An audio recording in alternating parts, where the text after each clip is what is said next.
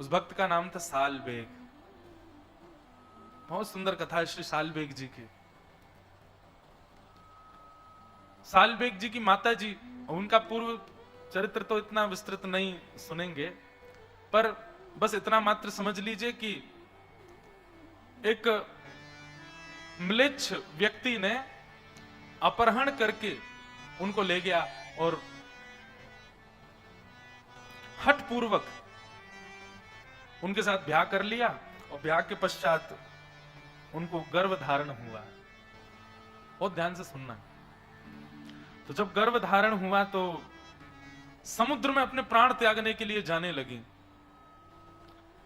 तभी मन में एक भाव उत्पन्न हुआ, मन में एक विचार उत्पन्न हुआ कि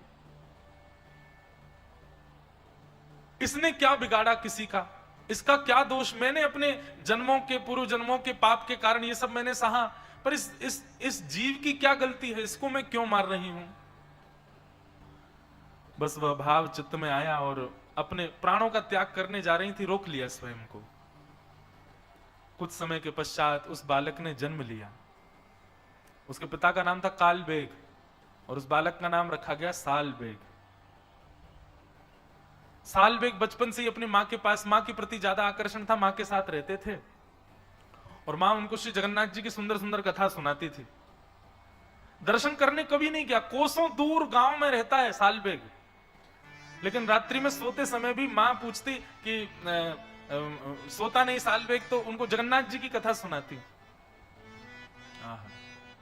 अभी कल परसों एक माता जी कोई आई थी बंबई से, वो बोली कि महाराज जी एक बात बताओ, छोटे बच्चों में अगर हम चाहें कि भक्ति प्रारंभ हो तो उसके लिए सबसे पहला क्या करना चाहिए, हमको कहां से प्रारंभ करना चाहिए बच्चों के अंदर भक्ति बढ़े उसके लिए।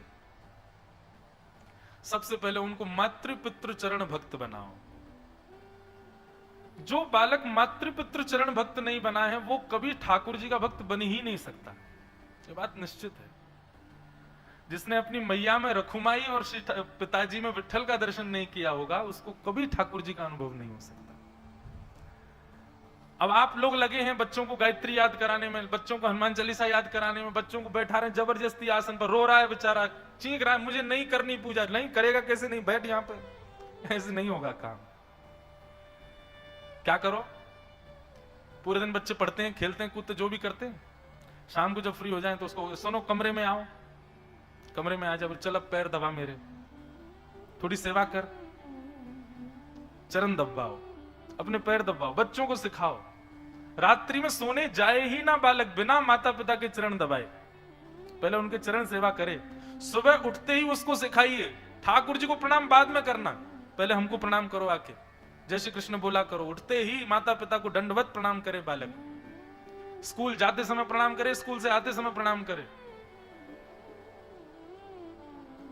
हमारे घर में तुम्हारे जी ऐसा नियम कि जितनी बार बाहर जाएं घर से उतनी बार जय श्री कृष्ण बोल के जाएं, और जितनी बार घर लौट के हम एक ही दिन में चाहे 10 बार जाएं, 10 बार जय श्री कृष्ण बोलना, प्रणाम करो। सबसे पहली ये स्थिति है बालकों के अंदर, अगर आपको ठाकुर जी के प्रति प्रेम उत्पन्न कराना है तो सबसे पहले अपनी चरण सेवा उनसे करवाओ। बालकों को सबसे पहले अपना दास बनाओ, और बालक दास तब बनेंगे जब बालक छोटे थे तब आपने उनकी खूब सेवा करी हो। आजकल तो माताएं एक सेवा करने वाली अलग से रखती हैं बालकों के लिए, वही सेवा करती है बच्चों की।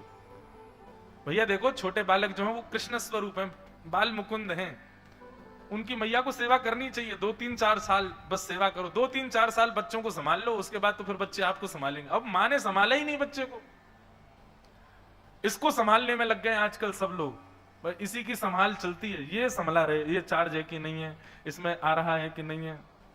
पहले दिन महाराज जी जब आपने नियम बताए, जो जो नियम है, अब नियम तो मेरे थे लेकिन मैंने कहा अकेला क्यों, हम तो डूबेंगे सनम, तुमको भी ले डूबेंगे, तो हमारे संग जितने आए हमने सबको वो नियम बता दिए, तुम सब भी करो। आप लोगों का जप का, स्पर्श का और मौन का नहीं है, बाकी मैंने कहा वस्त्र मेरी तरह पहनो, त्रिकाल मेरे संग नहाना पड़ेगा, सब करवाए। सब नियमों से कोई दिक्कत नहीं हुई किसी को। महाराज जी यहाँ नेटवर्क नहीं आ रहे हैं, फोन नहीं चल रहा है, इंटरनेट कैसे चले, फोन ऊपर घुमा घुमा के ढूंढ रहे हैं, आजकल व्रत करना बहुत आसान है, आजकल निराहार रहना बहुत आसान है, आजकल बिना जल के रहना बहुत आसान है। मैं अपने लिए भी कह रहा हूं, सबके लिए कह रहा हूं, आप लोगों को डांट रहा हूं नहीं। आजकल सब इसके आजकल की माताएं इसी के आश्रित रहती हैं, बच्चे का पालन ही नहीं किया उन्होंने, कैसे अपेक्षा कर सकती हैं कि वो बालक श्रेष्ठ बने। तो सबसे पहले तो बालकों की स्वयं सेवा करो, 3-4 वर्ष के 5 वर्ष के हो जाएं, तब से फिर उनको अपनी सेवा सिखाओ। आप उसके लिए साक्षात परब्रह्म रूप हैं, ये उसके मन में होना चाहिए। आपकी सेवा करें, आपकी सेवा से ही प्रैक्टिस आ जाएगी उसके अंदर। देखो क्या होता है, ठाकुर जी की भक्ति आपके चाहने से नहीं आती, ठाकुर जी के चाहने से आती है। किसी भी ऑफिस में आप अपने चाहने से नौकरी नहीं लेते हैं, आपको रिज्यूम देना पड़ता है, तब वो देखता है कि इसका एक्सपीरियंस कितना है, और जब पता चला हाँ भाई एक्सपीरियंस अच्छा है तो चलो इसको नौकरी पर रखो। ऐसे ही ठाकुर जी देखते हैं कि भाई माता पिता की चरण सेवा का एक्सपीरियंस है तो मेरी चरण सेवा प्राप्त होगी। और जिसने मातृ पितृ चरण सेवा नहीं करी, ठाकुर जी कहेंगे अरे बड़े कोमल चरण है, ऐसे थोड़ी दे दूंगा या के हाथ में। और आप तो महाराष्ट्र के लोग हैं, यहां तो श्री पुंडलीक के भाव, उसके पास कोई जप नहीं है, कोई तप नहीं है, कोई नियम नहीं है, कोई अनुष्ठान नहीं है। पुंडलीक के पास जप तप नियम अनुष्ठानों के भी पिताजी हैं उसके पास, क्या मातृ पितृ चरण, उन्हीं की सेवा में रहता है। और उसी सेवा का प्रभाव हमारे द्वारिकाधीश, हमारे नंद नंदन, हमारे ब्रजूर चंदन ईंट के ऊपर खड़े हैं, आज तक खड़े हैं। कोई जप से प्रकट नहीं हुए, कोई अनुष्ठान, कोई बहुत बड़े यज्ञ से पुंडलीक भगवान प्रकट नहीं हुए वहां पर, केवल और केवल माता पिता चरण सेवा से प्रकट हो गए। जिन लोगों का ये भाव है कि बच्चों को प्रारंभ कहां से कराया जाए कि वो भक्त बने, अपनी सेवा सिखाओ, मातृ पितृ चरण सेवा करे बालक। प्रेमी तो बहुत देखे बच्चे, प्रेम बहुत करते, माता पिता गले लगे रहेंगे, ऊपर चढ़े रहेंगे, ऐसे नहीं।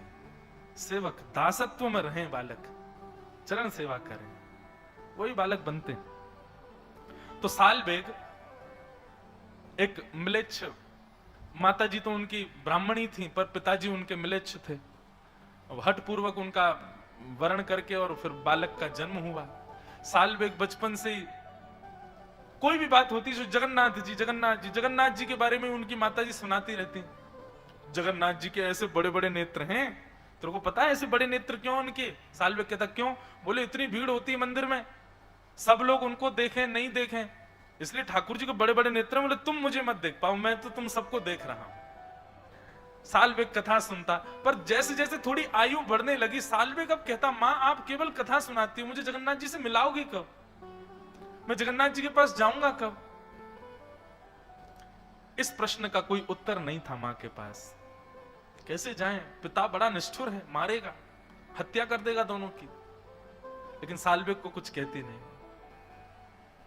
एक दिन साल बेग अपनी मां के साथ छत पर बैठे थे और तभी गांव के लोग भर भर के सामान बैलगाड़ियों में और जा रहे थे।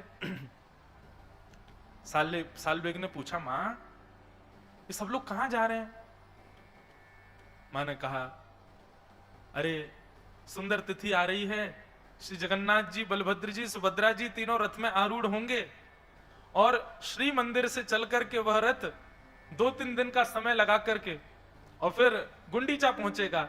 ठाकुर जी पूरे विश्व के जगन्नाथ है ना, सबको दर्शन देने के लिए बाहर आते हैं। ऐसे उछल उछल करके ठाकुर जी सिद्धियों से नीचे आते हैं, पंडाओं के कंधे पर हाथ रख करके, और भगवान फिर रथ में विराजमान होते हैं। इतने लोग खींचते हैं, लाखों की तादाद में भीड़ जाती है। सब बातें मैया बताने लगी, बोले वहीं सब दर्शन करने जा रहे हैं।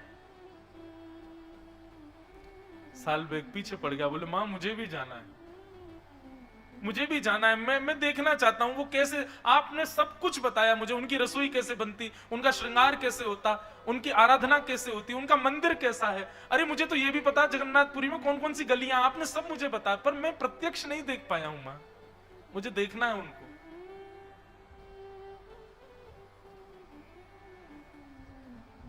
मां ने समझाया, बोले साल बेग मेरे चाहने से तो तू जगन्नाथ जी को नहीं देख पाएगा, अब तो तेरे पास एक ही उपाय है। बोले क्या? तू जगन्नाथ जी को प्रार्थना कर कि वो तुझे अपना दर्शन दे। तब भक्त साल बेग उस दिशा की ओर देखता है जहां श्री मंदिर विद्यमान है, और आर्त क्रंदन करते हुए एक उड़िया भाषा में एक पद गाता है, बहुत सुंदर भाव। अहे नील शैल प्रबल मत्तावरण, प्रबल मत्तावरण,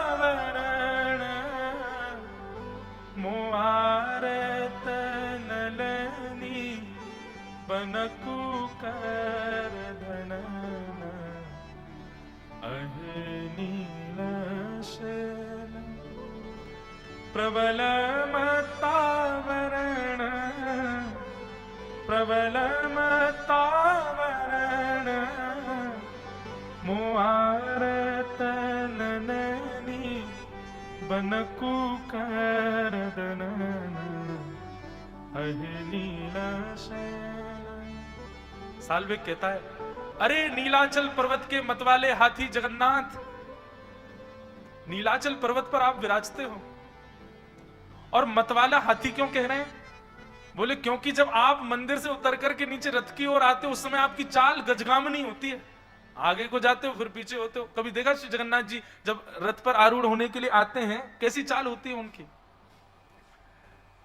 इसलिए साल्विक कह रहा है, अरे ओ नीलाचल पर्वत के मतवाले हाथी जगन्नाथ,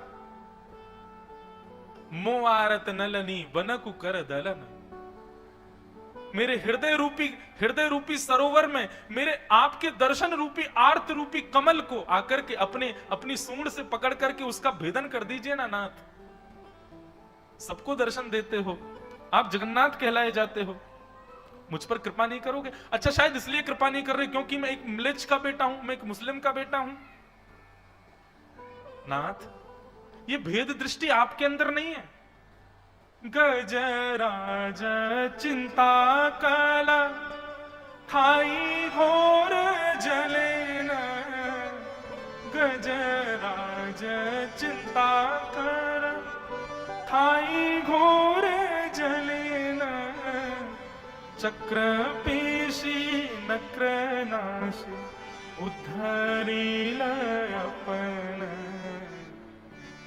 अगर आप ये सोच करके नहीं आ रहे कि मैं एक मिलेच का बालक हूं नाथ, तो आप तो वो हैं जो इंसान नहीं था, गजेंद्र। वो उस गजेंद्र को जब ग्राह ने पकड़ लिया तो आप गए उसकी रक्षा करने के लिए, और जाकर के आपने अपने सुदर्शन चक्र से उस ग्राह का भेदन करके और गज की सूंड को पकड़ करके आपने बाहर कर लिया। नाथ, मैं भी आपको पुकार रहा हूं, आइए ना मुझको यहां से ले जाए, मुझे आपको देखना है और कोई मेरी इच्छा नहीं है प्रभु।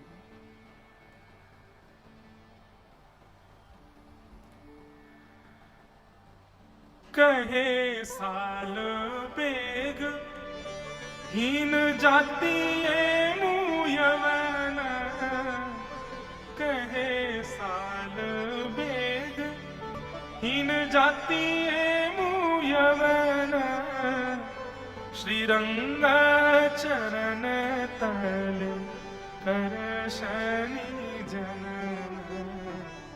अहे नीला शैल प्रबल मत्तावरण, प्रबल मत्तावरण,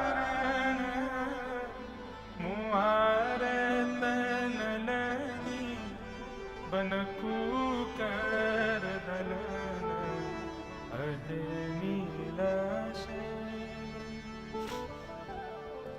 साल्वेग तो अपने घर की छत पर खड़ा खड़ा गा रहा है, जिस दिशा में जगन्नाथपुरी है उस दिशा में देख करके गा रहा है। श्री जगन्नाथ जी सबसे ज्यादा प्रसन्न होते हैं 365 दिन में, उस दिन जिस दिन वो रथ पर विराजमान होते हैं। ठाकुर जी को बहुत सुख मिलता है उस दिन। जिन लोगों को मंदिर में प्रवेश तक वर्जित है उन लोगों को दर्शन देने ठाकुर जी आ जाते हैं बाहर। पर ब्रह्म परमात्मा जगदीश्वर जगन्नाथ पूरे ब्रह्मांड के नायक कितने सरल सहजता में आ जाते हैं सबको दर्शन देने। लेकिन आज जगन्नाथ जी प्रसन्न नहीं है। बलभद्र जी का रथ चल दिया, सुभद्रा जी का रथ चलने लगा, और जैसे ही नंदी घोष रथ का नाम है, भगवान श्री जगन्नाथ जी के रथ का नाम है नंदी घोष। लाखों लोगों ने जैसे ही रस्सी पकड़ करके उस रथ को खींचना प्रारंभ किया, रथ एक पत्थर के भांति स्तब्ध हो गया। सब पुजारी चरणों में गिर गए, घुटनों पर बैठ गए, बोले महाप्रभु कृपा करो, क्या अपराध बन गया हम लोगों से, आज आपका रथ क्यों नहीं चल रहा है। राजा ने जाकर के विनती की, ठाकुर जी के चरणों में प्रणाम किया। भगवान आज भी जगन्नाथपुरी के राजा को अंदेशे देते हैं, स्वप्न देते हैं, भाव बता देते हैं, कोई भी इच्छा उनकी हृदय की होती है तो। राजा ने जाकर के प्रणाम किया, बोले महाप्रभु जी रथ आगे नहीं बढ़ रहा है, कोई अपराध बन गया हम लोगों से। महाप्रभु जगन्नाथ बोले आज रथ यात्रा में भीड़ नहीं आई मुझको देखने वाली।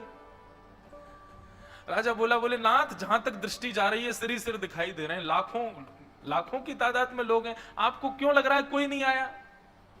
बोले पता नहीं, मुझे तो कोई दिख ही नहीं रहा है, बस बार बार कानों में एक ही ध्वनि आ रही है, अरे नीलाचल पर्वत के मतवाले हाथी मुझ पर कृपा करो। तब श्री जगन्नाथ जी कहते हैं मुझे आज कोई नहीं दिख रहा है, मुझको केवल एक मेरे वैष्णव की इच्छा है, जब तक वो नहीं आएगा मेरा रथ आगे नहीं बढ़ेगा। बोले कौन है। ठाकुर जी ने दिशा बताई, इस दिशा में इतनी कोस दूर पर एक गांव है, वहां पर एक मेरा सालवेग नाम का छोटा सा नन्हा सा बालक मेरा भक्त है, वो करुण क्रंदन करते हुए मुझे पुकार रहा है, उसको लेके आओ, जब तक नहीं आएगा मेरा रथ नहीं बढ़ेगा आगे।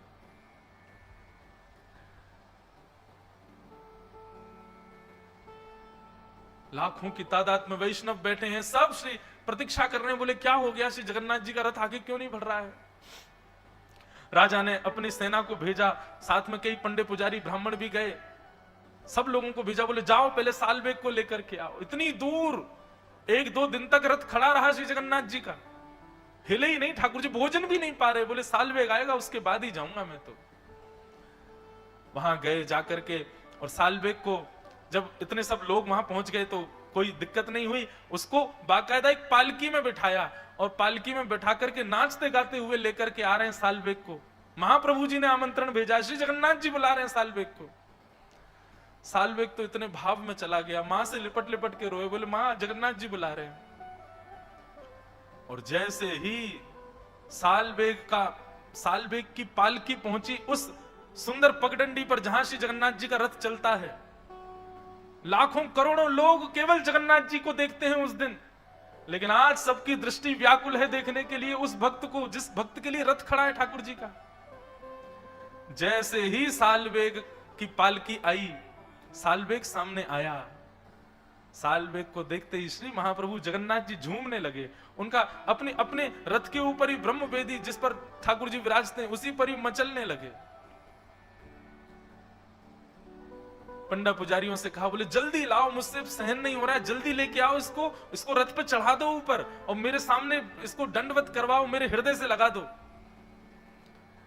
आचार विचार वाले बोले भगवान रथ के ऊपर तो कोई नहीं। बोले अरे सब छोड़ो आचार विचार, बुलाओ उसको ऊपर लेके आओ मेरे सामने। चारों तरफ लाखों लोगों को देखे, उस सुंदर श्री मंदिर का दर्शन करे सालवेग, अपनी मां से जो जो सुना, जो जो भाव, पहली बार देख रहा है जगन्नाथपुरी को। नंदी घोष रथ का दर्शन किया, प्रणाम करके जैसे ऊपर चढ़ने लगा, ज्यों ज्यों ऊपर चढ़े त्यों त्यों ठाकुर जी की छवि उसके सामने प्रकट हो रही है। और जैसे ही पूर्ण ब्रह्म श्री जगन्नाथ जी के पूर्ण विग्रह का दर्शन किया सालवेग ने, यहां सालवेग के नेत्र सजल हैं, सामने श्री जगन्नाथ जी के नेत्रों से आंसू गिर रहे हैं। मानो आज सबको लगा हो कि श्री जगन्नाथ जी की भुजाएं सदा खड़ी और खुली इसलिए रहती हैं कि उनको प्रतीक्षा है कि एक दिन सालवेग आएगा और मेरे हृदय से लगेगा। सालवेग ने जाकर के दौड़ करके महाप्रभु जी को अपने हृदय से लगा लिया। देख करके पूरा जगन्नाथपुरी उस दिन भावावेश में प्रवृत्त हो गया। ठाकुर जी को हृदय से लगा करके खूब रोया सालवेग, और हृदय से लगाने के बाद जैसे ही दंडवत किया, दंडवत करने के बाद सालवेग फिर कभी नहीं उठे, चरणों में ही रह गए श्री महाप्रभु जी के। आज भी वहां के सब पंडा पुजारी वर्णन करते हुए बताते हैं कि जो रथ मार्ग है, ठाकुर जी का रथ जहां चलता है, वहीं बीच मार्ग में सालवेग की समाधि है, और आज भी ठाकुर जी अपने उस सालवेग को याद करके अपना रथ वहां रोकते हैं और रोक करके मानो थोड़ी देर के लिए ठाकुर जी भावावेश में चले जाते हैं और तब इस भाव का वहां गायन सब पंडा पुजारी करते हैं। अहे नील शैल प्रबल मतावर मुआरत नननी बनकु करदन अहे नील शैल। ऐसे श्री जगन्नाथ महाप्रभु। तो लोग पूछते हैं भक्ति में क्या क्या चीजें आवश्यक हैं। जप आवश्यक है, मन की एकाग्रता आवश्यक है, नियम आवश्यक हैं, पर एक बात और लिख लो भैया, मातृ पितृ आशीर्वाद भी बहुत आवश्यक है। सालवेग को अपनी मां की आशीर्वाद से, मां की कृपा से जगन्नाथ जी प्राप्त हुए। यदि मातृ पितृ प्रसन्न नहीं है बंधुओं, तो भी भगवत प्राप्ति में कहीं ना कहीं बंधन आ जाएगा। तो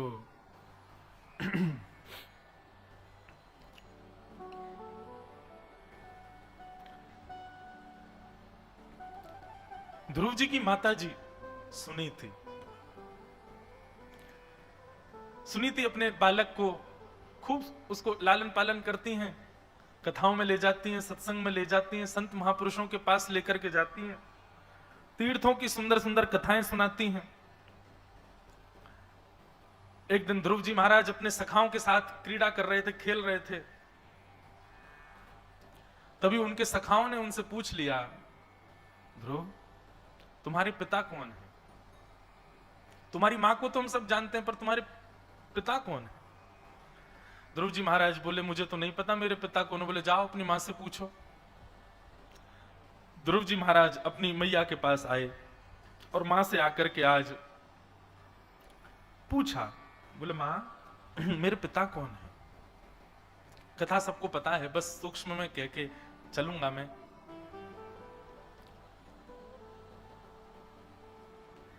मां ने दिखाया, इस सामने जो महल है ना ध्रुव, यहां के जो राजा हैं वही तुम्हारे पिता हैं। एक दिन इच्छा हुई ध्रुव जी के मन में और पिताजी की गोद में बैठने का भाव रख के, पिताजी को देखने का भाव रख के महल में प्रवेश कर गए। और जैसे ही महल में प्रवेश किया, अपने पिता को देखा और पिता की गोद में जब छोटी मां के पुत्र का दर्शन किया, ध्रुव जी महाराज व्याकुल हो गए। बालक का स्वभाव है, अपने पिता या मां के गोद में दूसरा बालक दिखे तो बालक से स्वीकार नहीं होता। ध्रुव जी महाराज और आतुरता होकर के अपने पिता के समीप जाने लगे, मैं भी बैठूंगा गोद में। छोटी मां ने आकर के रोक दिया, आकर के कहा, कहां जा रहे हो? बोले, पिताजी की गोद में बैठूंगा। बंधु, ये पिताजी की गोद में बैठना, राज्य गद्दी पर बैठना, ये ध्रुव जी का पूर्व जन्म से ही ऐसा भाव था। ऐसा कथा बताते हैं कि श्री ध्रुव जी महाराज पूर्व जन्म में एक राजकुमार थे और एक दिन विरक्त होकर के भगवत प्राप्ति के लिए वन में चले गए। और वन में जाकर के उन्होंने खूब तपस्या की, भगवत प्राप्ति के लिए खूब भजन किया। भगवत प्राप्ति के बंधुओं, ठाकुर जी आपकी उत्कंठा देखते हैं। भगवान ने कुछ नियम, कुछ क्रम संजोए होते हैं कि भाई इसको इतने दिन में मिल जाएंगे, इसके भजन के प्रभाव से इतने दिन में कृपा करेंगे, आदि आदि जो भी।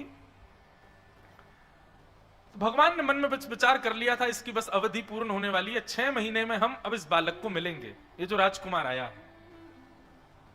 पर तभी उस वन में एक दूसरे नगर का राजा, वो अपने भोग विलास के लिए कई सारी स्त्रियों को संग लिए, कई सारे गाने बाने बजाने और सब क्रम आदि जंगल में अपना विलास कर रहा था। रात भर नृत्य होता था, राजा बैठ करके देखता था। और वहीं समीप में ही ये राजकुमार तप कर रहे थे। इन्होंने जब रात्रि में शोर संगीत सुना, रात्रि भर नाच गान हो रहा है, तो इन्होंने जाकर के देखने का प्रयास किया। तो देखा तो इनके मन में ये भाव आ गया,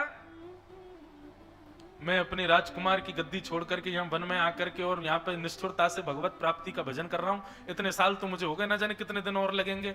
अगर मैं भी अभी राजकुमार ही होता तो मैं भी ऐसे भोग विलास कर रहा होता, इतना आनंद कर रहा होता, प्रेम से भोजन कर रहा होता, पा रहा होता, नाच रहा होता, गा रहा होता। किसी अन्य के भोग्य वस्तु को देख करके हृदय में भोग उत्पन्न हो गया, और बस उसी समय जीवन में जितना उन्होंने तप किया था, बस 6 महीने का तप रह गया था, 5 महीने का तप रह गया था, उसमें उतने और कर ले तो भगवान मिलने ही वाले थे उनको। लेकिन भोग्य वस्तु के प्रति आकर्षित होकर के और उन्होंने उसी के अपना तप छोड़ दिया। उसी का परिणाम कि ध्रुव जी को अपने इस जन्म में 5 महीने में भगवान मिल गए, क्योंकि 5 महीने का ही भजन शेष था पूर्व जन्म से।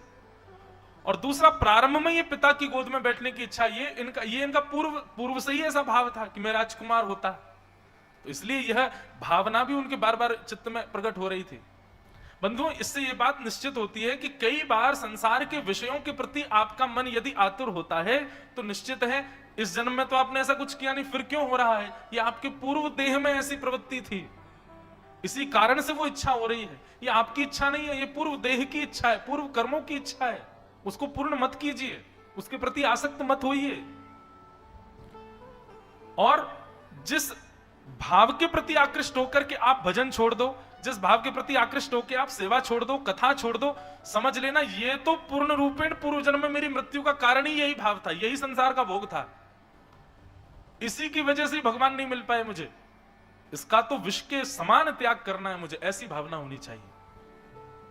मान लीजिए आप भक्त बन गए, आप कथा सुनने लगे, सेवा हो रही है ठाकुर जी की, पर एक ऐसी कोई चीज, ऐसा कोई व्यवहार या ऐसा कोई सांसारिक भाव आता है, उसके आगमन होते ही, चाहे आप कथा में हो चाहे आप सेवा में हो, सबका त्याग कर देते हो उसके आते ही, तो इसका मतलब क्या है? वो इतना बलवान है कि आपका भजन छुड़वा देता है। तो निश्चित ही यही आपके पूर्व जन्म में मृत्यु का कारण था, इसी कारण से भगवत प्राप्ति नहीं हुई। इसीलिए इस जन्म में शेष भजन तो आप कर रहे हो, पर बार बार वो आकर के बीच में सता रहा है, उसको स्वीकार मत कीजिएगा। ध्रुव जी महाराज की तो भगवत प्राप्ति में बाधा ही राज्य गद्दी थी, उनकी इच्छा हो गई दोबारा से राज्य गद्दी पर बैठने की, इसी वजह से भगवान नहीं मिले, और इस जन्म में भी वही भाव उत्पन्न हो रहा है। परंतु तभी बीच में आकर के मां ने रोक दिया। ध्रुव, कहां जा रहे हो? छोटी मां ने, मैं पिता की गोद में बैठूंगा। बोले क्यों बैठना है? बोले मेरे पिता हैं इसलिए।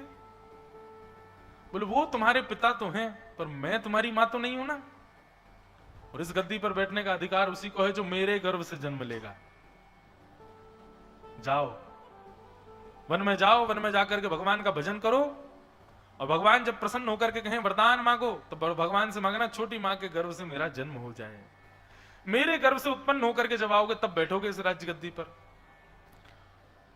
मां ने फटकार दिया, डांट दिया। ध्रुव जी महाराज वहां से चले गए, अपनी मां के पास जाकर के रोए। ध्रुव जी महाराज ने कोई बहुत शिकायत नहीं की अपनी मैया से जाकर के, बस रोने लगे। मां ने पूछा क्या बात है? तब ध्रुव जी ने नहीं, दासी ने आकर के बताया। बोला छोटी मां ने बहुत डांटा और उनसे कह दिया कि वन में जाओ, वन में जाके भगवान का भजन करो, प्रसन्न होकर वरदान मांगने को कहें तब कहना छोटी मां के गर्भ से जन्म लूं। वैष्णव व्यक्ति का, बालक का स्वभाव होता है, वो अपनी तरफ से अपने ऊपर घटने वाली घटनाओं का ज्यादा प्रस्तुतिकरण या ज्यादा उसका उल्लेख नहीं करता, गोपनीय रखता है। ध्रुव जी महाराज ये शिकायत करना, चुगली करना, ये वैष्णव के लक्षण नहीं है। ध्रुव जी ने नहीं कहा मां से, किसी ने आकर के बताया, तब मां ने ध्रुव जी को समझाया, ध्रुव तुम क्यों इतने विचलित हो गए अपनी मां की बात से? बोले मां मैंने तो कुछ कहा नहीं, मैं तो बस गया था पिता की गोद में बैठने के लिए। क्यों? उन्होंने ऐसा क्यों कहा कि तुम वन में जाओ, वन में जाके भगवान का भजन करो, वरदान के रूप में कुछ और नहीं, ये मांगना कि मेरे गर्भ से जन्म लो। तो ध्रुव जी की मैया कहती है, ध्रुव मां ने क्या क्या कहा, उस क्या क्या में क्या स्वीकार्य है और क्या त्याज्य है, इस पर बुद्धि घुमाओ। सामने वाला कुछ भी परोसे, पर हम वही लेते हैं जो हम पा सकते हैं। ऐसा थोड़ी है जितनी सामग्री रसोई में हम सब पा लेंगे, और यदि ऐसे आप हैं तो भैया फिर ठीक है, बढ़िया ही है, फिर तो सब पा सकते हो। तो लेकिन हम बस वही स्वीकार करते हैं जो हमको रुचिकर लगे या जितना हम पा सकें, जो हम पा सकें। ठीक उसी प्रकार ध्रुव अपनी श्रवण इंद्रियों को ऐसा बनाओ, कोई कुछ भी कहे उससे तुम्हारे मनस्थ पर प्रभाव नहीं पड़ना चाहिए। नन्हे से 4 वर्ष के बालक को मैया ज्ञान दे रही है, गोद में बैठा करके कहती हैं, माँ ने कहा वन में जाओ, भजन करो, भगवान प्रकट हो जाएं तो उनसे कहना कि मैं छोटी माँ के गर्भ से जन्म लूं। इसमें ग्रहण करने वाली बात यह है कि वन में जाओ, भगवान का भजन करो, भगवान प्रकट हो जाएं इतना भजन करो, ये कहा माने, ये तुम्हारे लिए ग्रहण बात है। और त्याज्य बात क्या है, जो उन्होंने बाद में कहा कि वरदान क्या, वरदान, अरे ठाकुर जी सामने आ गए, इससे बड़ा वरदान क्या चाहिए ध्रुव। लेकिन माँ ने आज्ञा करी है, इसलिए इसका पालन तुरंत करो। भगवत मिलन और भगवत संबंधी यदि कोई सामान्य व्यक्ति भी आपसे कुछ कह दे तो उसका पालन आपको करना चाहिए। कहीं ना कहीं यह समझना चाहिए कि ये कहीं भगवत आज्ञा तो नहीं है, कहीं ठाकुर जी की आज्ञा तो नहीं है। श्री हरिराम व्यास जी का एक चरित्र आता है हमारे वृंदावन के। उनका स्वभाव था वो खुद भी वृंदावन से नहीं जाते थे, और यदि उनको कोई दिख जाता था कि वृंदावन से कोई जा रहा है तो वो पूर्ण तरह प्रयास करते थे कि उसको रोका जाए, और उसको रोकने के लिए जो प्रयास वो कर सकते थे सब करते थे। ऐसा उनका स्वभाव था। कहो तो उसकी बहुमूल्य वस्तु उससे ले लेते थे, उसको झूठ बोल के कह देते थे तेरे, अरे वहां पे तुझको वो याद कर रहे हैं या तेरा वो काम अटका पड़ा है या ऐसा ऐसा कुछ, कि जिससे कि वो वृंदावन ना छोड़े। एक बार एक कोई संत आए, और वो संत आकर के श्री जुगल बिहारी जी के मंदिर में, हम सप्तनिधि पद में गाते हैं ना, जुगल किशोर को लाड़ लड़ायो, नवन कुंज ही माहे, कुंज निकुंजन की रज धारे, व्यास युगल यश गाए। वही हरिराम व्यास हैं जिन्होंने जुगल किशोर जी को प्रकट किया। तो श्री हरिराम व्यास जी कोई अयोध्या के संत आए थे, कुछ दिन वृंदावन रहने के लिए, अपने साथ में सेवा शालिग्राम जी की लेके चलते थे, वो सेवा भी लाए थे। जुगल किशोर जी के बगल में ही शालिग्राम जी को विराजमान कर दिया। अब वो रोज पद गा के सुनाते थे श्री जुगल किशोर जी को। व्यास जी को बड़ा सुख मिलता था, बोले बहुत अच्छा, ठाकुर जी की राग सेवा हो जाती है इससे। लेकिन एक दिन वो महात्मा उठे और कहने लगे, व्यास जी अब बहुत दिन हो गए वृंदावन में, अब हमको हरिद्वार जाना है, फिर हरिद्वार से हम बद्रीनाथ, केदारनाथ, गंगोत्री, यमुनोत्री जाएंगे, फिर हम वापस अयोध्या जाएंगे, तीर्थ यात्रा पे निकले। हरिराम व्यास जी बोले, तुम वृंदावन छोड़ के जाना चाहते हो, यहां क्या कमी है, ये भोजन की व्यवस्था, सब व्यवस्था। बिल्कुल इस भाव में तो हम ये कह सकते हैं कि हरिराम व्यास जी जैसा ही स्वभाव हमारे दत्त महाराज जी का है, बिल्कुल ऐसे ही है महाराज जी। यहां से कोई जावे को बात कह दे, बस उसको कहेंगे क्या, अब कोई अब व्यवस्था, भोजन प्रसाद है, सब है, रहने की सब व्यवस्था, तुम्हारे खाने पीने, गोदावरी जी का स्नान है, क्यों जाना है। पिछली बार मैं भी आया था तो 2 दिन में जा रहा था, महाराज जी मुझको भी आज्ञा करते, नहीं अभी रुको, पूर्णिमा करके जाओ। मैं तो फिर आगे कुछ क्रम थे तो निकल गया, नहीं तो महाराज जी की तो यही आज्ञा थी, मत जाओ। अभी भी मैं देखता हूँ परस्कर गुरु जी आदि सब बताते हैं, बोले हम आए, महाराज जी की आज्ञा होगी, नहीं यही रहना है, सब व्यवस्था यही है। हमारे भैया, उनकी सेवा 2 बार तो दत्त प्रभु के चरणों में यहाँ हो चुकी है, रोज वहां होती है। बेचारे कहीं कार्यक्रम होता करके फिर आ जाते, महाराज जी यहीं रहो, 1 मास कल यहीं रहो, कोई दिक्कत नहीं, कहीं जाना नहीं है। यही स्वभाव श्री हरिराम व्यास जी का था। वृंदावन से जाता हुआ उनको कोई दिख जाता था तो उसके चरणों तक में गिर जाते थे, बोले वृंदावन छोड़ के मत जाओ। महात्मा कहने लगे मैं तो हरिद्वार जाऊंगा, तो बद्रीनाथ, केदारनाथ, सब जगह जाऊंगा। हरिराम व्यास जी 4 दिन तक तो उनको टालते ही रहे। अच्छा वो जा क्यों नहीं रहे थे, शालिग्राम जी तो भीतर बैठे जुगल किशोर जी के पास, उनको दें तो वो जाएं। अब इससे हमारे दत्त महाराज जी और इनको भी युक्ति मिल जाएगी, किसी की कोई बहुमूल्य वस्तु दत्त भगवान के पास ही रख देंगे, बोले जब तक ये मिलेगी नहीं, जा ही नहीं सकता। कहीं हमारे लाल जी को नहीं बैठा दे भीतर, अब नहीं जा पाओगे, जब लाल जी मिलेंगे तब जाओगे। आज मैं भी कितना पागल हूं खुद ही बता दे रहा हूं।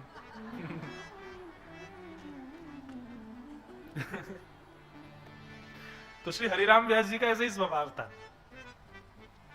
तो 4 दिन तक तो उन्होंने जुगल किशोर जी के कपाट ही नहीं खोले। वो महात्मा रोज नहा धो के तैयार हो जाते, बोले आज जाऊंगा मैं, ठाकुर जी दे दो। बोले जुगल किशोर जी बहुत श्रमित हैं, आज तो मंदिर खुलेगा नहीं। दूसरे दिन हरिराम व्यास जी कहीं और चले गए, बोले मंदिर खोलना पड़ेगा तो ठाकुर जी देने पड़ेंगे, वो चला जाएगा वृंदावन से। एक दिन जुगल किशोर जी के वो सामने हट पूर्वक क्रोध में बैठ गया, बोले ये कोई बात है, अरे हम यहाँ तीर्थ दर्शन करने आए, आपने हमारे ठाकुर जी भीतर बंदी बना के धर लिए, उनको दीजिए हमको वापस। जुगल किशोर जी बोले ठाकुर जी चाहिए? बोले हाँ। बोले ठीक है देता हूं। आज जुगल किशोर जी के दर्शन खोले, हरिराम व्यास जी ने भीतर प्रवेश किए और शालिग्राम जी की जो डिबिया थी जिसमें शालिग्राम जी रहते थे, शालिग्राम जी तो धर दिए जुगल किशोर जी के चरणों के पीछे छुपा के। वहीं अंदर गर्भगृह में खिड़की में चिड़िया का घोंसला था, उसमें छोटी छोटी चिड़िया थी, एक चिड़िया पकड़ करके वो धर दी उसके अंदर और बंद करके डिब्बा और खा ले, ठाकुर जी ले जाओ अपने। और सुनो, तुम रुक तो रहे नहीं हो हमारे कहने से? बोले नहीं। जाते जाते यमुना जी स्नान करके जाना और स्वयं भी करना, अपने ठाकुर जी को भी स्नान कराना, स्नान करके जाना। ठीक है। महात्मा गए, महाराज जमुना जी के तट पर जाकर के स्नान किया। जय हो, ठाकुर जी को स्नान करा दूं जमुना जी में, फिर कल तो गंगा जी में नहाएंगे हरिद्वार में। जैसी डिबिया खोली महाराज, सोई पक्षी उड़ करके भाग गया। उन्होंने देखा तो अंदर ठाकुर जी है ही नहीं। अब तो व्याकुल हो गए, बहुत आतुर हो गए।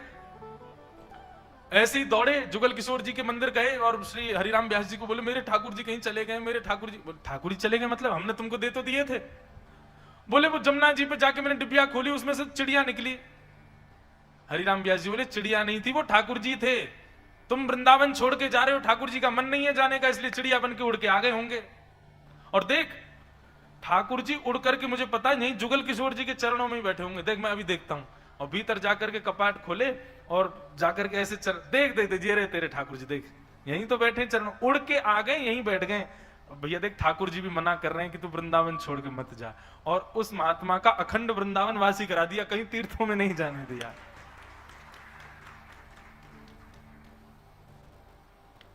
आज से दत्त महाराज जी लिस्ट बनाएंगे, अखंड दत्त धाम किसको देना है। वो दो ही चुने, मैं और आप। महाराज जी कह रहे 2 चुन लिए मैंने, मैं और आप।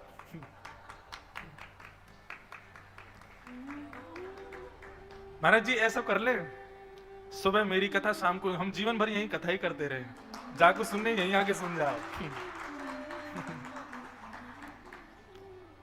हमारी माता जी भय के कारण कथा नहीं सुन रही है मेरी। बोले 1 महीना को तो गया है, एक दिन बोल रहा था 4 महीने की करूंगा, एक दिन कह रहा था जो है 1 संवत्सर की करूंगा, अब तो मई रेवे की मन है गोया को। शाम को महाराज जी वीडियो कॉल करती है मैया, वो मुझे ऐसे देखती हैं। वो क्यों? बोले मुंह तो देखो ही ना जावे। अच्छा, कल एक बहुत सुंदर भाव, अनुष्ठान में ऐसे रूप का क्या अभिप्राय है? हम जिस देव के लिए अनुष्ठान कर रहे हैं, उस अनुष्ठान में हम ऐसा रूप इसलिए बना लेते हैं ताकि हम किसी को प्रिय ना लगे, कोई हमसे रीझे ना। ये अनुष्ठान का नियम होता है। अनुष्ठान में हम किसी को अच्छे ना लगे, कोई हमारे प्रति आकर्षित ना हो, इसलिए ऐसा भेदभाव रखना चाहिए। तो श्री हरिराम व्यास जी का मंगल भाव, वैसे ही हमारे श्री दत्त महाराज हैं। अम्मों को अपने लाल जी छुपा के रखने पड़ेंगे, 10 दिन की कथा रह गई है, लेकिन महाराज जी बड़ा अनुग्रह करते हैं। फिर आएंगे जल्दी, फिर महाराज जी को कथा सुनानी तो है ही है जल्दी, अभी तो जाना है, आगे क्रम है, बहुत सारे करने हैं। तो फिर महाराज जी 2 दिन बाद जाने दिया था हरिराम व्यास जी ने उनको, तीर्थ यात्रा के लिए गए थे वो। मैं बहुत भयभीत हो गया ये कथा सुना के।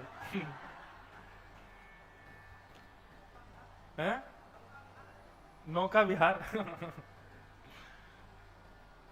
सावधान रहियो भैया सब रे, नौका विहार में ठाकुर जी अंतर ध्यान हो सकते हैं। अच्छा, मेरे तो ऐसे अंतर ध्यान हो जाएंगे, इनके लिए कैसे करूंगा मैं? अच्छा, खुद के ठाकुर जी तो ऐसे बढ़िया अंदर सिक्योरिटी में रखे, कोई जा ही ना सके भीतर, अब वो इनके अलावा कोई पे उठेंगे भी नहीं। लेकिन ठीक है, महाराज जी कृपा करेंगे, अनुग्रह करेंगे। लाल जी को घर की याद आती है, महाराज जी मैया दादा सब बैठे हैं। अब इस विषय में हम आप कमरा में चर्चा कर लेंगे, हैं? नहीं, यहां तो मैं बताते ही चला जाऊंगा कोई ना कोई बात। तो मैं ये कथा क्यों सुना रहा था? श्री हरिराम व्यास जी, पता नहीं किस विषय क्यों आई ही क्यों ये कथा मेरे मन में, मुझे समझ नहीं आ रहा है। ध्रुव जी महाराज, हाँ, मैया समझा रही है ध्रुव जी को, और ध्रुव जी को बैठा करके कह रही है कि ध्रुव, सदैव अपने श्रवण इंद्रियों में एक भाव रखो, क्या? वही सुनो जो भगवत संबंधी हो। भगवत संबंधी कार्य के लिए, हाँ ये कह रहा था कि भगवत संबंधी कार्य के लिए यदि आपको कोई सामान्य व्यक्ति भी कह दे तो उसको भगवान की ही आज्ञा मानिएगा, ठाकुर जी की ही आज्ञा मानिएगा। महाराज जी मुझसे कहेंगे कि रुक जाओ, तो ये दत्त भगवान की आज्ञा, मैं कहूंगा महाराज जी जानो तो ये गिरधर लाल की आज्ञा। अभी दोनों ही भिड़ लेंगे आपस में, कौन की आज्ञा है? तो दोनों भगवान की आज्ञा।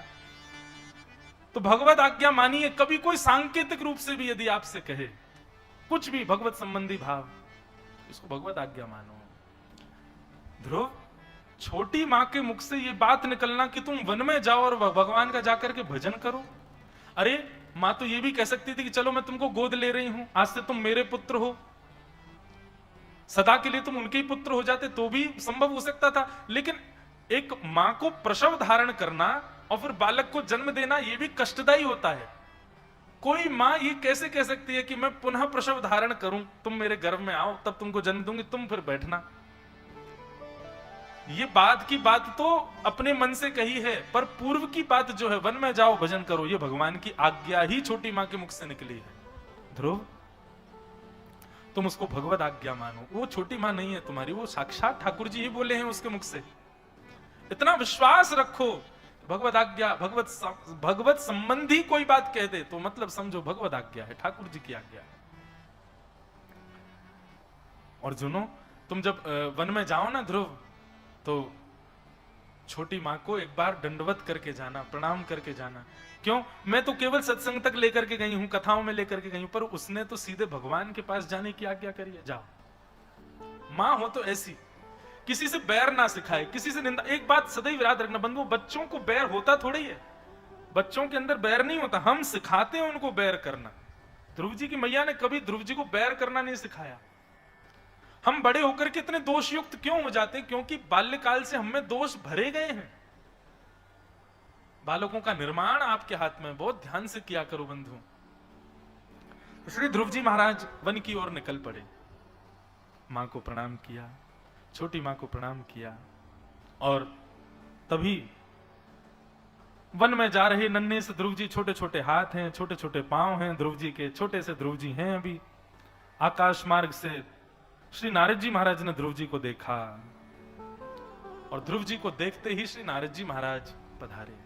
बंधु, हमारे गुरुदेव आज्ञा करते हैं, पूज्य नाना जी भी आज्ञा करते थे, बोले जिस प्रकार सीधे प्रधानमंत्री नहीं मिलता, पहले उसके गण आदि सब मिलेंगे, उनसे वार्ता हो जाएगी, उनसे संबंध में तब प्रधानमंत्री मिलते हैं, ठीक वैसे ही ठाकुर जी स्पष्ट पहले नहीं मिलेंगे, पहले उनके वैष्णव मिलेंगे, पहले उनके भक्त मिलेंगे, पहले उनके भगवत जन मिलेंगे, और इन सबके मिलने के बाद फिर देवदूतों में श्री नारद जी महाराज मिलेंगे। नारद जी महाराज ही प्रमाण है कि अब ठाकुर जी मिलने वाले हैं। पर एक बात याद रखना, नारद जी 6 लक्षण देखते हैं, अगर इन 6 लक्षणों से युक्त हैं तो नारद जी सहायता करते हैं भगवत मिलन में। कोई भी देवता हो, वो देवता सहायता इन 6 लक्षणों को देख करके ही करता है कि उद्यम साहसम धैर्य बुद्धि शक्ति पराक्रम षडैते यत्र वर्तन्ते तत्र देवं सहायकृत्। ये 6 लक्षण जिसमें हैं, देवता उसकी सहायता करते हैं। और 6 लक्षण कौन से? सबसे पहला उद्यम, मेहनती। आलसी होगा तो ये बात, आलसी व्यक्ति बिल्कुल गांठ बांध ले अपने पास में, कभी भी देवता उसकी कोई मनोकामना पूरी नहीं कर सकते। अगर वो कुछ भोग भी रहा है तो निश्चित ही उसके पूर्वजों का या उसके पूर्व जन्म का भोग रहा होगा, जल्दी खत्म होते ही वो बहुत बुरी स्थिति में जाएगा। आलस्य नहीं। सबसे पहला लक्षण देवता देखते हैं किसी की सहायता करने से पहले, उद्यमशील है कि नहीं। उद्यमे नहीं सिद्ध्यन्ति कार्याणि न मनोरथै नहीं सुप्तस्य सिंहस्य प्रविश्यन्ति मुखे मृगा। शेर सोचे मैं मुंह खोल के बैठ जाऊं अपने आप हिरण आ जाए, कभी नहीं आएगा। शेर को जाना पड़ेगा, उद्यम करना पड़ेगा। तो सबसे पहले उद्यमी व्यक्ति। दूसरा, साहसी व्यक्ति, निडर जो है, जिसके अंदर किंचित भी संसार के प्रति या संसार के भावों के प्रति भय है, आज पता नहीं जाप करते करते एक मन में भाव आया कि आप अपने ठाकुर जी की सेवा कर रहे हो, और सेवा करते करते आपने पलक झपकी और पलक खोल करके देखी, मतलब एक क्षण, और तुरंत ही ठाकुर जी आपके जो थे वो चलने फिरने लगे, उनके हाथ पांव चलने फिरने लगे, वो अपनी गर्दन घुमाने लगे, तो हमारी पहली स्थिति क्या होगी? भय होगा कि प्रेम होगा? ये चिंतन आज जब के समय मन में आ रहा था, पता नहीं क्यों, और पता नहीं उत्तर के रूप में भय आया कि ठाकुर जी को अगर मान लो जैसे हमेशा रहते हैं वैसे ही ठाकुर जी हैं, और अचानक सेवा करते करते अचानक से ठाकुर जी के हाथ सीधे हो जाएं, ठाकुर जी सीधे हो जाएं, अपनी गर्दन घुमाने लग जाएं, हमको देख के मुस्कुरा जाएं, हम भयभीत हो जाएंगे। और ये भय होगा क्यों? भय का कारण क्या होगा? भय का कारण है हमारा अविश्वास, हमारा नित्य का ये अविश्वास है कि ठाकुर जी ऐसे ही रहने वाले हैं, ठाकुर जी कभी सीधे नहीं होने वाले। ये हमारी दृढ़ता है ठाकुर जी के प्रति, और एक अविश्वास है कि ये कभी सीधे नहीं होंगे। इसलिए वो दृढ़ता के कारण और अविश्वास के कारण ठाकुर जी का प्रथम चैतन्य होना, उसके बाद भले ही हम कैसे भी हो जाएं, पर एक पहला झटका जो हमको लगेगा वो भय का लगेगा। ये बात निश्चित है। आज जब के समय ये मन में भाव आ रहा था, और इससे मैं बड़ा व्याकुल हुआ कि ऐसा क्यों? हम तो इतना सब करते हैं, फिर भी भय क्यों आएगा? क्योंकि हमने ये बात अपने मन में मान रखी है कि सदा ऐसे ही रहने वाले, ये कभी अपनी स्थिति बदलने वाले नहीं हैं। ये दृढ़ता हमारे भीतर आ गई, तो इसको त्यागो, तैयार रहो, ठाकुर जी के प्रति ये भाव रखो। आप कभी भी अपने हाथ सीधे कर सकते हो, नाथ आप कभी भी बोल सकते हो, और बल्कि जिज्ञासा रखा करो, ठाकुर जी बोलो, तब समझिएगा आपकी भक्ति थोड़ी और पुष्ट होगी। ये जड़त्व बुद्धि निकालिए ठाकुर जी के प्रति, नहीं तो आप वो कहीं चलने फिरने लगे तो आप कमरा छोड़ के भागना जाओ कहीं वहां से, भय के कारण। इसलिए ये बात मन में आई कि देवता जिसकी सहायता करते हैं उसके अंदर पहला लक्षण होना चाहिए उद्यम, आलस्य त्यागा हुआ हो। दूसरा उसके अंदर साहस, निडर हो। भयभीत नहीं, संसार से तो दूर की बात, हम ठाकुर जी से डर जाएंगे। महाराज जी विचार किया जाए, हम वृंदावन की परिक्रमा दे रहे हैं, रात के 2 बज रहे हैं, और अचानक से यमुना जी के पुलिन पर चलते चलते वही बिहारी जी साक्षात जो मंदिर में विराज रहे हैं, ठीक डिट्टो वही बिहारी जी अचानक हमको सामने दिखने लग जाए, क्या होगा चित्त में? भय होगा कि प्रेम होगा? भय होगा। तो ये भय परिवर्तित हो, इस पर चिंतन कीजिए, और इसके लिए यही है कि आपको ठाकुर जी के प्रति जड़त्व बुद्धि निकालनी पड़ेगी, उनके प्रति चैतन्य भाव लाना पड़ेगा, तभी संसार का भय तो दूर होगा ही, ठाकुर जी का भय भी दूर हो जाएगा, नहीं तो कहीं ना कहीं उनसे भी भयभीत हैं। उद्यम, साहस, और तीसरा धैर्य, पेशेंस, सहन शक्ति। ये तीसरा लक्षण देखते हैं देवता। यदि किसी के अंदर धैर्य नहीं है, सहन शक्ति नहीं है, तो देवता उसकी सहायता नहीं करते, सहनशीलता देखते हैं। उद्यम देखेंगे, साहस देखेंगे, सहनशीलता देखेंगे, और फिर चौथा देखेंगे बुद्धि, यानी कि विवेक। सही और गलत दोनों रास्ते सामने, पर ये किसको चुनता है? देवता ये दृष्टि देखते हैं। एक तरफ तो इसको भोग मिल रहा है, एक तरफ इसको अत्यंत श्रम करना पड़ेगा, ये किसको चुन रहा है? एक तरफ इसको जो चाहिए वो मिल रहा है, एक तरफ इसके लिए जो जरूरी है वो मिल रहा है, ये किसको चुनेगा? ऐसी विवेक बुद्धि परखते हैं देवता हमारी। तो सबसे पहला उद्यम देखते हैं, आप मेहनती कितने हो। दूसरा आपका साहस देखते हैं, आप साहसी कितने हो। तीसरा आपका धैर्य देखते हैं कि आपके अंदर सहनशीलता कितनी है। चौथा आप विवेकी कितने हो, सद असत के प्रति कितनी पहचान रखते हो। तीसरा 1 2 3 4 5वां शक्ति। शक्ति का मतलब क्या है? यहां शक्ति का मतलब बल नहीं है। शक्ति अपने बल दिखाने में नहीं, शक्ति अपनी सेवा दिखाने में करे। सेवा के प्रति, किसी के उद्यम के प्रति, किसी के परोपकार के प्रति। या फिर शक्ति दिखाने के लिए लोग प्रदर्शनी करते हैं, पर अपनी शक्ति से, चाहे वो धन बल हो, चाहे वो तन बल हो, चाहे किसी भी प्रकार का बल उसके पास है, उस शक्ति से वो ठाकुर जी की सेवा करता है। धन ज्यादा है तो तीर्थों में लगा रहा है, धन ज्यादा है तो अनुष्ठान कर रहा है, धन ज्यादा तो ब्राह्मणों में वितरण करवा रहा है, धन ज्यादा दान पुण्य कर रहा है। ऐसे शक्ति का प्रदर्शन करे? प्रदर्शन नहीं है, ये तो दर्शन है। बुद्धि है तो अपनी बुद्धि से ठाकुर जी के सुंदर यशों का और व्याख्यान करे, अपनी बुद्धि के बल का पराक्रम दिखावे। शक्ति तो उद्यम, साहसम, धैर्यम, बुद्धि, शक्ति और अंतिम पराक्रम।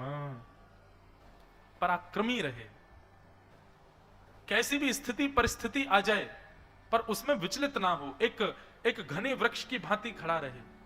जीवन में दुख आए सुख आए पर अपना पराक्रम ना त्यागे, अपने कर्म को ना त्यागे, अपनी स्थिति का त्याग ना करे, उसमें व्यवस्थित रहे। इस प्रकार के 6 लक्षण जिसमें होते हैं, षडेते यत्र वर्तन्ते तत्र देवम सहायकृत, उसकी देवता सहायता करते हैं। और ये 6 के 6 लक्षण श्री ध्रुव जी महाराज में। ध्रुव जी में सबसे पहला लक्षण क्या है? उद्यम, आलसी नहीं है। उद्यम कह दिया भगवत मिलना है तो निकल पड़े। 4 वर्ष का बालक मैया की गोदी से नहीं उतरता, ध्रुव जी वन में जा रहे हैं। उद्यम। दूसरा साहसम, साहसी, भयभीत नहीं है, जानते भी नहीं है शायद परिपूर्ण रूप से। 4 साल में क्या समझोगे कि भगवान कौन है? देखो एक बात और, अभी अभी मैंने प्रश्न किया कि ठाकुर जी चलने फिरने लगे अचानक से तो क्या होगा? भयभीत। अब ध्रुव जी की स्थिति देखना, जब ठाकुर जी ध्रुव जी के सामने आए तो ध्रुव जी की स्थिति क्या हुई? ऐसी स्थिति होनी चाहिए हमारी, उसके लिए भजन करना है। तो ध्रुव जी साहसी हैं, निर्भीकता से जा रहे हैं वन में। तीसरी बात, ध्रुव जी के चित्त में धैर्य है, व्याकुल नहीं है, विचलित नहीं है। ध्रुव जी विवेकी हैं, चाहते तो अपनी घर को मांग सकते थे लेकिन नहीं, सब छोड़ करके वन में जा रहे हैं। विवेकी। शक्ति, अपना जो भी उनके पास में बल है, क्या बल है उनके पास? छोटे 4 साल के बालक के पास क्या बल होता है? ना बुद्धि बल है, ना ज्ञान बल है, ना धन बल है, कुछ भी बल नहीं है। लेकिन फिर भी वे एक आत्मसत्ता है, यही बल लेकर के जा रहे हैं कि मैं एक जीवात्मा हूं और मेरा मिलन परमात्मा से होगा, इसीलिए मैं आया हूं।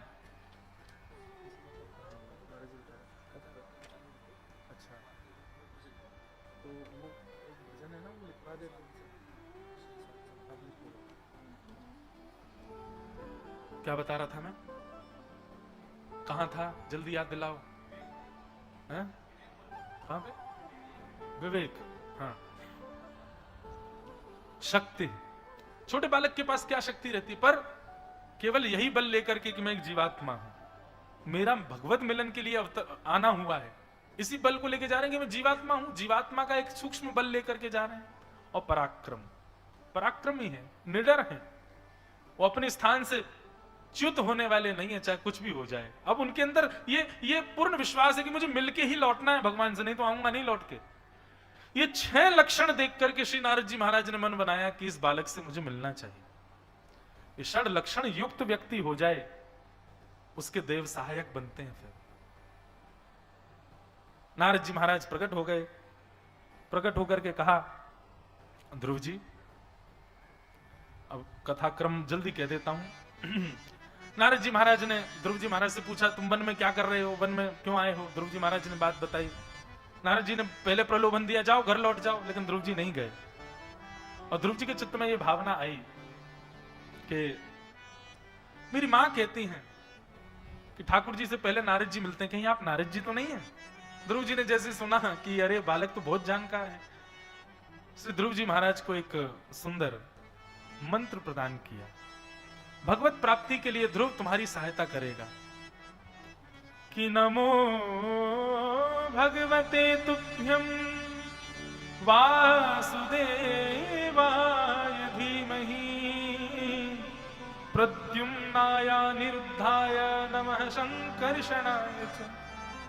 ओम नमो भगवते वासुदेवाय। ध्रुव जी महाराज को ये 12 अक्षर मंत्र प्रदान कर दिया।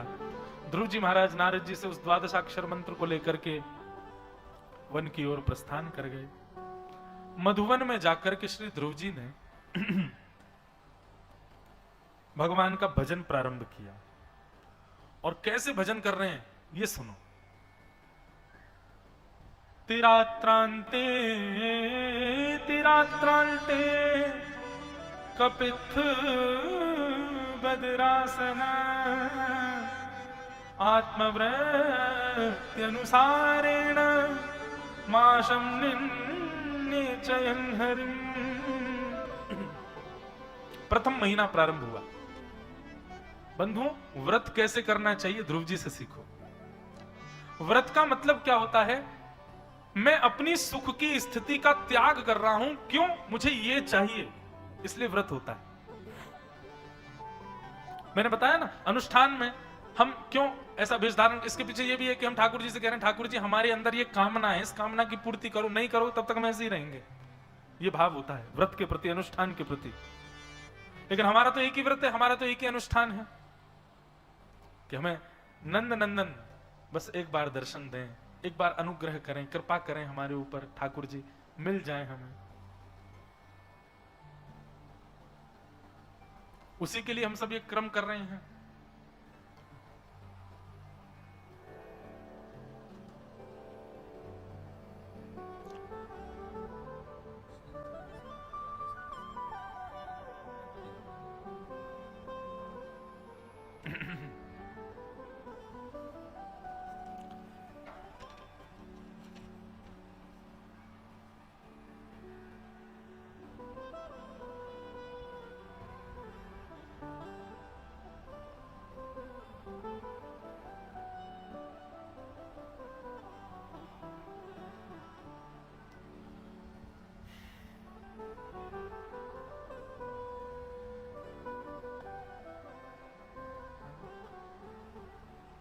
आज परम सौभाग्य है, हमारे मध्य में अनंत कोटि ब्रह्मांड नायक श्री दत्त भगवान के ही द्वितीय अवतार श्री अक्कलकोट निवासी श्री स्वामी समर्थ की पादुका हमारे मध्य में पधार रही हैं। उनका आगमन अभी होगा कथा के मध्य में, और जब पादुका जी पधारेंगी, हम आप सब लोग बड़े प्रेम और भाव से कीर्तन करेंगे। कीर्तन करते हुए उन पादुका जी का स्वागत करेंगे। अभी सब लोग इधर ही देखो, जब तक हम हरि को तो यहाँ प्रकट कर दें। अब हम इसका विस्तारीकरण उन्होंने कैसे तपस्या की है तो हम कल सुना देंगे और विस्तार से। श्री ध्रुव जी महाराज ने 4 महीने तक खूब बढ़िया तपस्या की। 5वें महीने में जब अपनी प्राण वायु को भी एकाग्र कर लिया, प्राण वायु के एकाग्र करते ही श्वास लेना बंद कर दिया। जब भगवत मिलन के लिए इतनी व्याकुलता उनके चित्त में आ गई कि नहीं नाथ, अब तो मैं श्वास भी नहीं लूंगा अगर आप नहीं आए तो। जब श्वास लेना बंद किया ध्रुव जी ने, इससे एक बात सिद्ध होती है, ठाकुर जी आपका ये नहीं देखते आप कितने घंटे भजन करते हो, आपके ये नहीं देखते आप कितनी बजे उठ जाते हो, ये नहीं देखते कितना जप करते हो, ये नहीं देखते कितने अनुष्ठान हवन होम करते हो। ठाकुर जी ये देखते हैं आप जो भी कर रहे हो उसमें तत्परता कितनी है, उसमें उत्कंठा कितनी है, उसमें आपके भीतर व्याकुलता कितनी है। अब कर तो रहे अनुष्ठान, पर उस अनुष्ठान के प्रति मिलने वाली भगवत सन्निधि के प्रति कोई आतुरता नहीं है। बस कर रहे हैं, ठीक है, आज्ञा हो गई, करना है हमें तो करना है। इस भाव से करने से कोई फायदा नहीं है। ठाकुर जी मिलन, भगवत मिलन वर्षों की तपस्या से, महीनों की तपस्या से, जन्मों की तपस्या से भी नहीं मिलता है। एक क्षण भी यदि बड़ी तन्मयता से और बड़ी आकंठ हृदय से, करुण हृदय से ठाकुर जी को पुकारा जाए तो वो एक क्षण भी ठाकुर जी की प्राप्ति कराने की सामर्थ्य रखता है। लिख लीजिएगा, भगवत प्राप्ति के लिए अवधि कितनी ज्यादा है ये जरूरी नहीं, सामग्री कितनी ज्यादा है ये जरूरी नहीं, व्यवस्था कितनी ज्यादा है ये जरूरी नहीं, या फिर आप तब कितनी व्यवस्था में कर रहे हो ये जरूरी नहीं। ठाकुर जी के लिए उत्कुंठा कितनी ज्यादा है, उत्कंठा कितनी ज्यादा, व्याकुल कितने ज्यादा हो ये आवश्यक है। तड़प कितनी है हृदय में ये आवश्यक है। ध्रुव जी महाराज की उत्कंठा देख करके भगवान ने मन बनाया, गरुड़ जी महाराज को आज्ञा की, चलो अपने एक भक्त का दर्शन करने जाना है। ठाकुर जी ने इन्हीं का दर्शन देने जाना, ठाकुर जी कह रहे हैं भक्त का दर्शन करने जाना है। और श्री गरुड़ जी पर विराजमान होकर के शंख चक्र गदा पद्मधारी श्रीमन नारायण भगवान उस मधुवन में आ गए जहां पर श्री ध्रुव जी महाराज खड़े होकर के भगवान का तप कर रहे थे।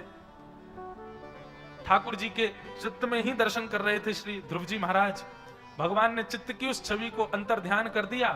अंतर्ध्यान होते ही श्री ध्रुव जी महाराज के नेत्र खुले, और जैसे नेत्र खुले सामने गरुड़ के ऊपर शंख चक्र गदा पद्मधारी पीतांबर सोह रही है, गले में सुंदर तुलसी माला पहनी है। ठाकुर जी के बढ़िया सुंदर कमल जैसे नेत्र हैं, कमल जैसी नासिका, मधुर मुस्कान, गोल गोल सुंदर गाल हैं और शंख चक्र गदा पद्म हाथ में सुशोभित हैं। ऐसे मधुर हरि ठाकुर जी का दर्शन करके श्री ध्रुव जी महाराज की स्थिति क्या हुई? ठाकुर जी को देखते ही श्री ध्रुव जी महाराज के नेत्र सजल हो, नेत्रों से अविरल अश्रुधार गिरने लगे। और यहां पर वर्णन करते हुए श्री वेदव्यास जी कहते हैं कि तद्दर्शने नागत सात्व सच्चिता ववन्दतांगं विनमय्य दण्डवत् दृग्भ्यां प्रपश्यन् प्रपिवार निवार्भकं चुम्बन निवासेन भुजैर्लिवाश्लिशन्। ठाकुर जी को देखते ही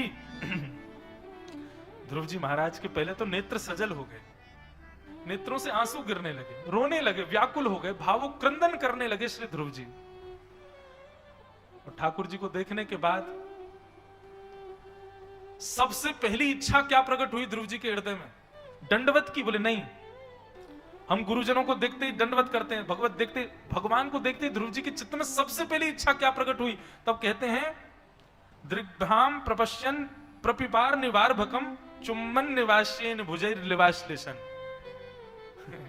4 वर्ष के 4.5 वर्ष के ध्रुव जी के मन में आया कि मैं इनकी गोद में चढ़ जाऊं और इनको जकड़ करके अपने अंक में भर लूं और इनकी गोल गोल गुलाब जामुन जैसे गाल जो दिखाई दे रहे हैं, इनको अपने अपने मुख से थोड़ा सा इनको स्पर्श कर लूं। इतने प्यारे लग रहे हैं ठाकुर जी। शुकाचार्य जी वर्णन करते हैं, परीक्षित, ठाकुर जी के रूप को देख करके एक 4 वर्ष के बालक के चित्त में यह भावना उत्पन्न हो सकती है। और हम प्रश्न करते हैं गोपियों के ऊपर, हम प्रश्न करते हैं सामान्य भक्तों के ऊपर कि उनके चित्त में यह प्रेम कैसे आ गया ठाकुर जी के प्रति। उद्धव के चित्त में प्रश्न आ रहा है कि ब्रजवासी कैसे प्रेम कर सकते हैं ठाकुर जी से, उनका रूप ऐसा है। उस रूप को देखने के बाद कौन नहीं होगा ऐसा? 4 वर्ष का बालक हो गया। तुरंत ध्रुव जी महाराज अब जा तो नहीं पा रहे ठाकुर जी के, बस दूर खड़े खड़े रुदन कर रहे हैं और प्रेम भरी दृष्टि से ठाकुर जी को देख रहे हैं। थोड़ी देर तक तो सुधबुद्धि नहीं रही ध्रुव जी को, उसके बाद नेत्र अश्रु पहुंचे और ध्रुव जी ने वहीं से दंडवत प्रणाम किया। बाद में दंडवत प्रणाम किया। दंडवत प्रणाम करके ध्रुव जी खड़े हो गए। भगवान इशारा करने लगे, बहुत देर हो गई, अब कुछ बोलो। तो ध्रुव जी बोले, शब्द समझ नहीं आ रहे मुझे, मेरी जिह्वा पर शब्द लड़ाई कर रहे हैं आपस में, मुझे यही नहीं पता चल रहा मैं बोलूं क्या। भगवान बोले इधर आओ। नन्हे से ध्रुव जी पास गए, पस्पर्श बालम कृपया कपोलो। ठाकुर जी ने उनके कपोल से अपने शंख का स्पर्श करा दिया और जैसे ही शंख का स्पर्श हुआ, ध्रुव जी महाराज की तो लच्छेदार वाणी प्रकट हो गई महाराज। और ध्रुव जी के चित्त में जो जो भाव उत्पन्न हो रहे थे ठाकुर जी को देख करके, सबको शब्द दे करके ध्रुव जी ने स्तुति गाना प्रारंभ किया। योऽन्तः प्रविश्य मम वाचमिमां प्रसुप्तां संजीवयत्यखिल शक्तिधर स्वधाम्ना अन्यांश हस्तचरण श्रवणत्वगादीन् प्राणान्नमो भगवते पुरुषाय तुभ्यम्।